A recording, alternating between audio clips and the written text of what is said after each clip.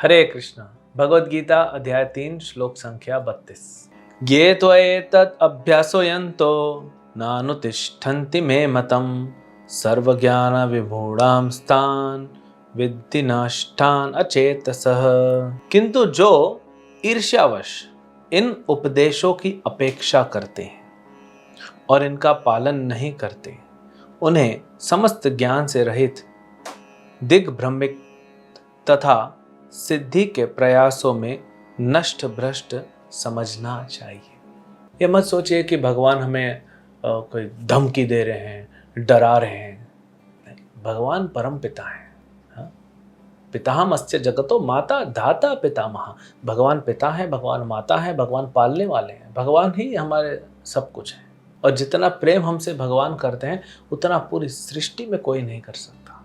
एक जस्ट हमारे भक्त ऐसे उदाहरण के रूप में समझिए, इतना नहीं है, इससे बहुत ज़्यादा है, लेकिन उदाहरण के रूप में एक समुंदर लीजिए और ऐसे 10 लाख समुंदर एक के ऊपर एक के ऊपर एक के ऊपर स्टैक कर दीजिए, कितना गहरा होगा।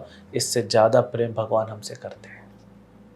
लेकिन कभी कभी कैसा होता है, जो माता अपने बच्चे से प्रेम करती, पिता प्रेम करते हैं, कभी कभी उसको समझाने के लिए करना पड़ता है ऐसा। हाँ, बच्चा मान नहीं रहा है, टीवी देख रहा है, कल उसका एग्जाम है, फिर आप बंद कर देते हो, फिर वो रोना चालू कर देता है। टीवी देखेगा, एग्जाम में फेल हो जाएगा, फिर मुझे मत बोलना, तो हमको ऐसा बोलना पड़ता है। चॉकलेट खा जाएगा, दांत सड़ जाएंगे, मना कर रहे हैं तुमको मत खाओ, जिद कर रहे हो तुम, तो आप उसके भले के लिए बोल रहे हैं। तो भगवान भी हमें यही बोल रहे हैं कि अर्जुन, अगर कोई व्यक्ति ईर्ष्या के साथ, ईर्ष्या हो गई है भगवान से और नहीं पालन करेगा, भगवान के जो उपदेश गीता में नहीं पालन करेगा, संसार में कितने लोग भगवान से ईर्ष्या करते, नहीं पालन करते। कुछ लोग बोलेंगे हम ईर्ष्या नहीं करते, लेकिन भगवत गीता का जो पालन नहीं करता क्या फायदा, दुख मिलेगा। जैसे हर एक देश की सरकार होती है, वो सरकार कुछ नियम बनाती है, अगर आप नियम तोड़ोगे तो क्या मिलेगा, दंड मिलेगा। तो प्रकृति ने बनाया, जैसे शरीर में जो नहीं डालना चाहिए उसको डाल देंगे अंदर। हम कुछ भी खा सकते हैं, हमारे पास बहुत पैसा है, ठीक है, तो आप हीरा खा सकते हैं। डायमंड, हीरा डालिए, पूरा काट देगा अंदर से। कीले खा सकते हैं, कील ठोकने वाले दीवार में, उसको खा सकते हैं, नहीं खा सकते। उसके लिए भी नियम है कि क्या डालना है मुख से। अब उसमें लोग गलत गलत चीज़ डाल रहे हैं, तमोगुणी आहार डाल रहे हैं, तो उनका शरीर भी खराब हो रहा है, मन भी खराब हो रहा है, चेतना भी खराब हो रही, और दंड मिलेगा सो अलग। शरीर खराब होने से एक दंड मिल रहा है, बाद में और मिलेगा। तो भगवान हमसे कोई क्रोधित नहीं है, भगवान हमसे नफरत नहीं करते, द्वेष नहीं करते, ईर्ष्या नहीं करते। भगवान हमसे सिर्फ और सिर्फ प्रेम करते हैं। लेकिन बात को समझिए, कभी कभी बच्चे को सिखाने के लिए डांटना भी पड़ता है और चाटा भी लगाना पड़ता है उसके भले के लिए। आप बच्चे को मना कर रहे हैं कि साइकिल पे मत घूमो, अभी उतना तुम सीखे नहीं हो, लेकिन वो करता है और जाके आगे थोड़ा सा गिर जाता है तो खरोच आ जाती है। आप मरहम पट्टी तो कराओगे, डॉक्टर के पास भी ले जाओगे, उसको आराम भी कराओगे, खाना भी खिलाओगे, लेकिन डांटोगे भी। हर माता पिता डांटेंगे, और सही है, क्योंकि कभी कभी तमोगुण रजोगुण से प्रभावित जो होता है बच्चा, वो नहीं समझता है, भ्रमित हो जाता है। वैसे ही हम सारे जीव संसार में भ्रमित हैं, तो इसीलिए भगवान वो एक शॉक दे रहे हैं ना, शॉक थेरेपी, इलेक्ट्रिक शॉक देना पड़ता है, तब हम जागते हो क्या हो गया। कभी कोई व्यक्ति भ्रमित हो जाता है और पूरा नशे में होता है, तो उसको एक दो बाल्टी पानी ऊपर से डालना पड़ता है कभी कभी नशा उतारने के लिए।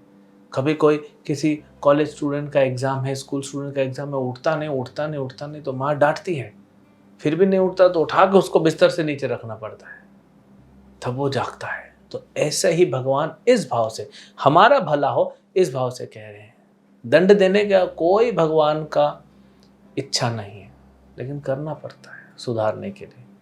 तो जैसे सरकारी नियम होते हैं और उनको नहीं पालन करने से दंड मिलता है, वैसे ही प्रकृति के नियम है जो भगवान के निर्देश अनुसार चल रहे हैं, नहीं पालन करने से दंड मिलता है।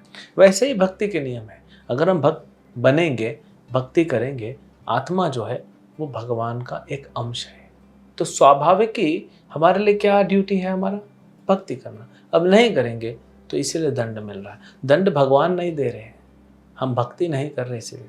अगर आप बिना टिकट, मान लीजिए आप ट्रैवल करते हैं बॉम्बे से दिल्ली तक, वो तो रास्ते में ही टीसी पकड़ लेगा, तो आप बोलोगे टीसी को कि तुम मुझसे द्वेष करते हो, ईर्ष्या करते हो, नफरत करते हो। उसको क्या प्रॉब्लम है, आपसे दुश्मन थोड़ी है। वो तो जो है सरकार के आदेश अनुसार वो आपको बता रहे हैं क्या नियम है। आपने टिकट नहीं खरीदे, वो आपकी गलती है।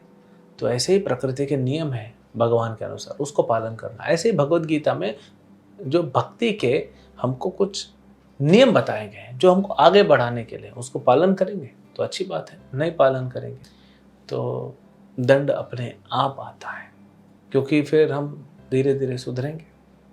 तो अगर समझ जाए भगवान के इन बातों से, भगवत गीता से, तो ये जो परिस्थिति है ना हमारी, बड़ी विकट परिस्थिति, इससे तुरंत बाहर निकल जाए। इसीलिए भक्ति करने बोल रहे हैं भगवान। सरल है, भगवान ने कलयुग में कितना सरल बनाया है। हरे कृष्ण महामंत्र का जप करो बस, और क्या है। थोड़ा गीता भागवत पढ़ लो, भक्तों का संग करो, भगवान को भोग लगा खाओ। मना थोड़ी करे, भगवान थोड़ी बोल रहे भूखे रहो, नहीं खाओ, भोग लगाओ। इतना सरल भक्ति का भगवान ने बनाया है, और भक्ति आनंद प्रदान करने वाली। तो इसीलिए हम भक्ति करें और अपना ड्यूटी उसी पथ पे रहकर निभाते रहें। हरे कृष्ण।